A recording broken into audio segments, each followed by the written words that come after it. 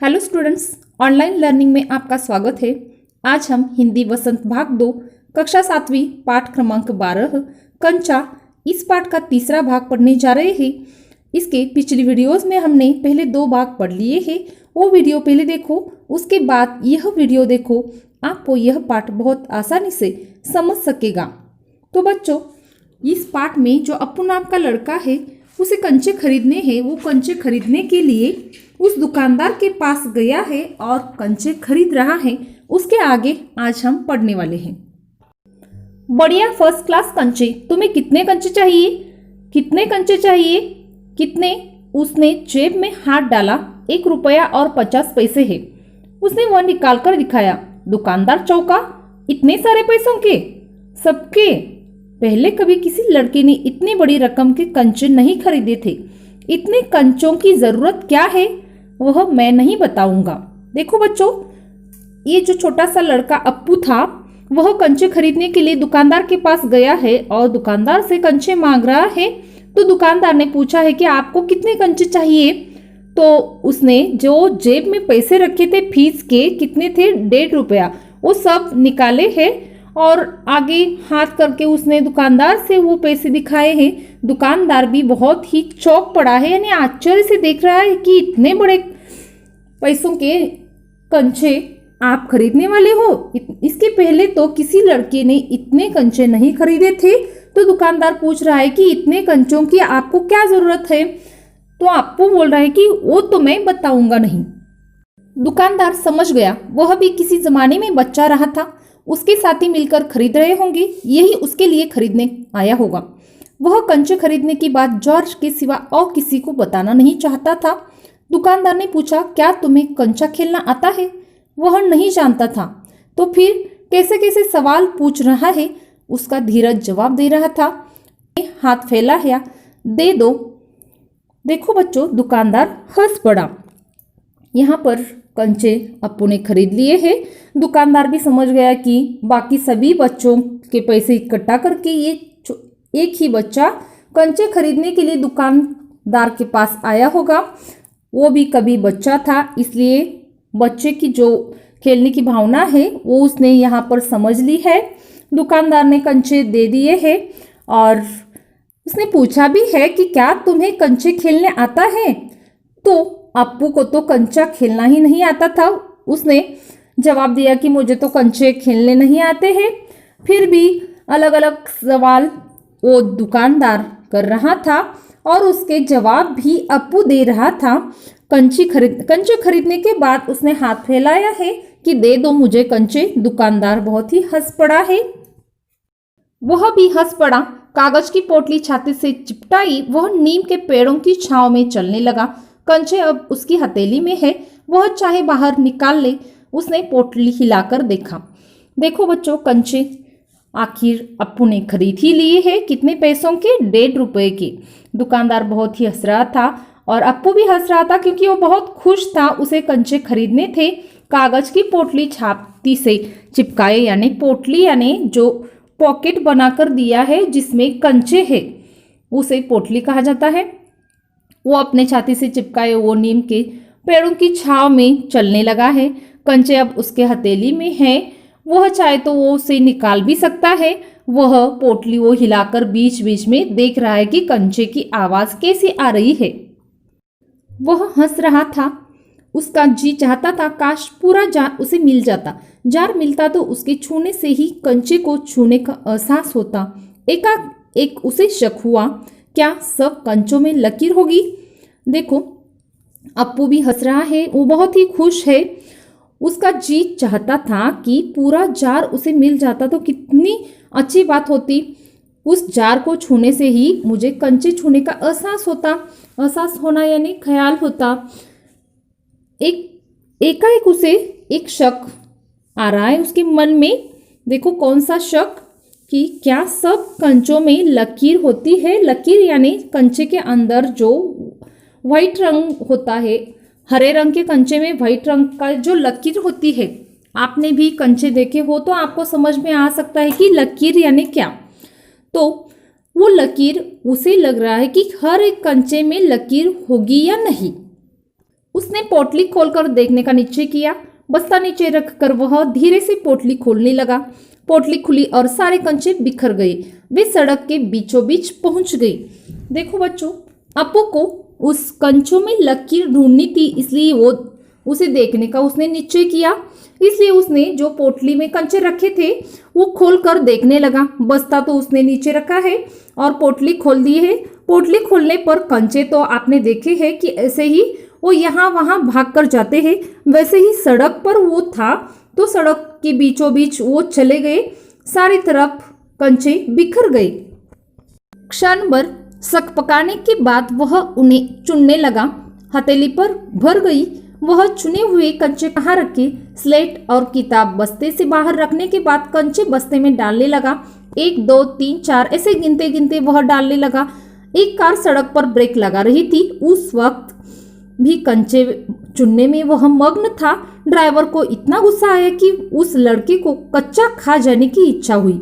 उसने बाहर झांककर देखा, वह लड़का क्या कर रहा है। हॉर्न की आवाज सुन कंचे चुनते अप्पू के बीच में सिर उठाकर देखा। सामने एक मोटर है और उसके भीतर ड्राइवर। उसने सोचा, क्या कंचे उसे भी अच्छे लग रहे हैं? शायद वह भी मजा ले रहा है। अप्पू के हाथ से सारे कंचे रास्ते पर बिखर गए थे और उसे चुनने लगा था अप्पू। और वो कहाँ पर बैठा था? सड़क के बीचों बीच। तो चुनते चुनते उसके हाथ में वो कंचे भर गए हैं। वो 1 2 3 4 ऐसे कंचे चुन रहा है। हाथ भरने पर उसे लगने लगा कि ये कंचे मैं अब कहाँ रखूं। तो उसने जो अपने बस्ते में स्लेट और किताब थे वो बाहर निकाले और वो नीचे रख दिए और उसमें वह कंचे डालने लगा। वो भी गिनते गिनते 1 2 3 4 ऐसे गिनते गिनते वह कंचे अपने बस्ते में डालने लगा। उस वक्त एक कार बहुत समय तक वहां पर रखी थी, क्योंकि अप्पू रास्ते में बीच में बैठा था। सड़क पर बहुत सारी जो कार थी या बाकी के जो वाहन थे वो खड़े थे। वो ब्रेक लगाए हॉर्न कर रहे थे, लेकिन अप्पू का तो बिल्कुल ध्यान नहीं था। उसी वक्त उस कार का ड्राइवर बहुत ही गुस्से में था। उसे लग रहा था कि इस लड़के को तो मैं कच्चा ही खा जाऊं, यानी बहुत बड़ा दंड दे दूं। लेकिन वो बाहर झांक कर देख रहा था। अप्पू को लगा कि ये हॉर्न सुनकर, उसे तो हॉर्न सुनाई भी नहीं दे रहा था, क्योंकि उसके सिर में सिर्फ क्या था? कंचे ही थे। उसे लगा कि ड्राइवर को भी ये कंचे पसंद आए होंगे, इसलिए ये ड्राइवर मेरी तरफ देख रहा है। शायद उसे भी पसंद आ ही रहे होंगे।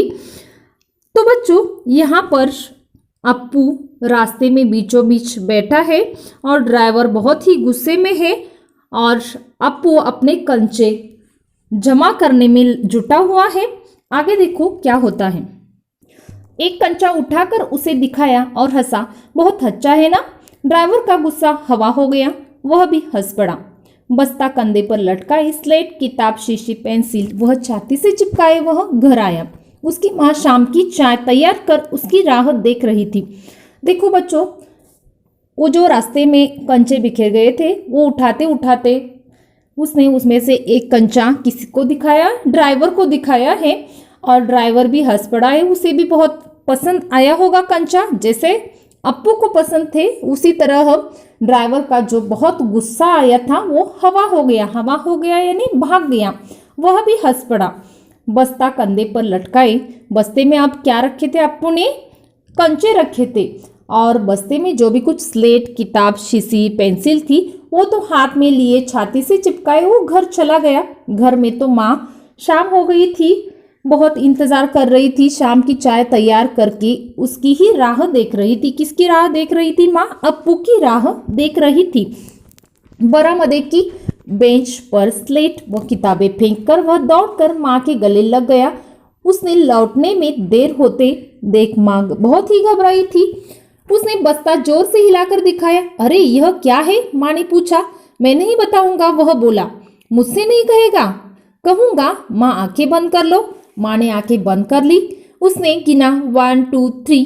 माँ ने आंखें खोलकर देखा। बस्ते में कंचे ही कंचे थे। वह कुछ और हैरान हुई।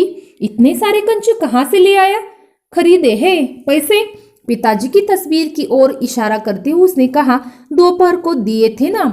देखो बच्चों, वो घर पहुंच गया है और घर पहुंचते ही उसने अपनी जो स्लेट थी, किताबें थे, वो फेंक दिए और दौड़कर किसके गले लग गया, वो माँ के गले लग गया है।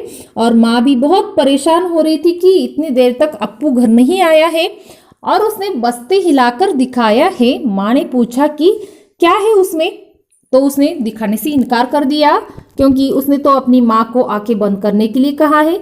आप भी बहुत बार ऐसा करते हो कि कोई चीज़ अपनी माँ को दिखानी हो तो आपको भी कहते हो कि ज़रा आंखें बंद कर दो, 1 2 3 गिनते हो, फिर उसके बाद दिखाते हो। वैसे ही अप्पू ने भी किया है, 1 2 3 गिन लिया है, फिर माँ ने आंखें खोली है और माँ को उसने बस्ते में जो भी कुछ कंचे थे वो दिखाए हैं।